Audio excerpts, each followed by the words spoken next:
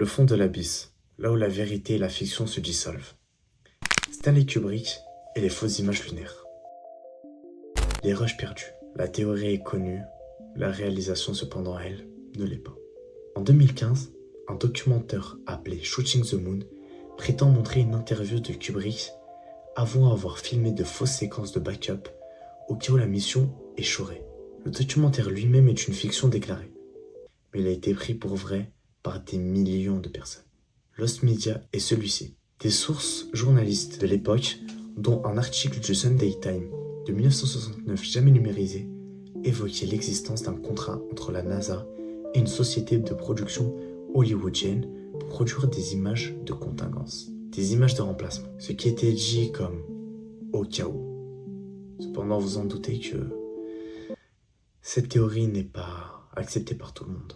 Ces archives presse, ces contrats, jamais retrouvés. Peut-être n'ont-ils jamais existé, peut-être ont-ils été retirés de la circulation.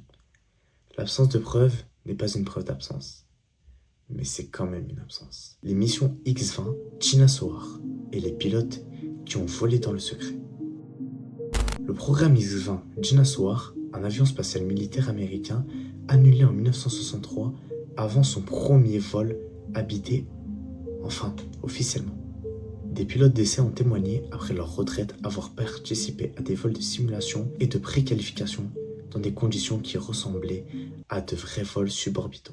Les journaux de bord de ces pilotes classifiaient les données de vol de la phase finale du programme, toujours so-so au sein des archives de la Wright-Patterson Air Force Base. Neil Armstrong lui-même était pilote désigné pour la Gina Sawar.